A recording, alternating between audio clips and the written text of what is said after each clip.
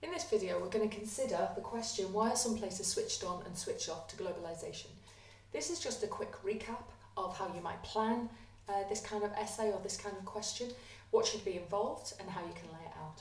So I'm just going to go straight into these factors, and then you can pad them out with information of your case studies of places that are switched on and reasons why, more specific reasons why, and places that are switched off and specific reasons why they are, and specific located case studies for that as well. So on the physical side, we're going to look at several factors why a place might be switched on or switched off. So we have climate is the first and probably quite an important factor. And a good climate, one where it's not too hot, not too cold, we've got a decent amount of rainfall, which gives us a good water supply. That's going to be a really positive thing in terms of being able to grow crops for our people and being able to feed them and being able to maybe sell them and trade with them as well.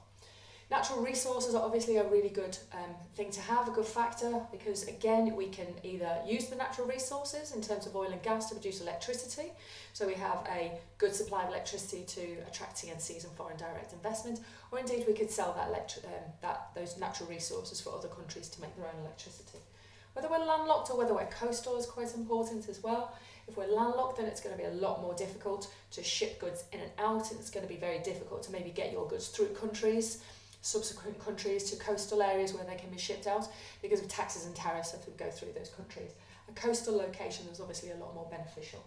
And whether the country has disease or not is quite important, because we need to have a healthy workforce. So if we have a lot of HIV, malaria, as in SSA countries, quite a lot of them, then that's not going to be very beneficial to being switched on, attracting TNC investments, attracting FDI.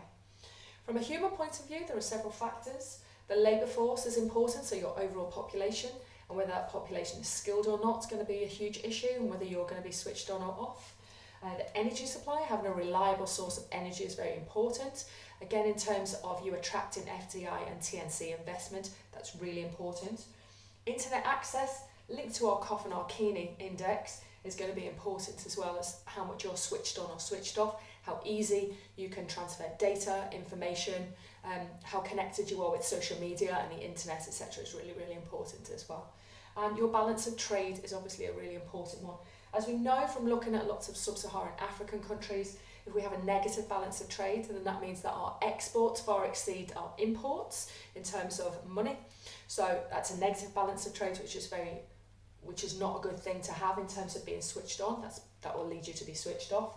And if we've got a positive balance of trade, that means that we're selling a lot more goods than we are importing, so that's going to give us a positive in terms of our economic development.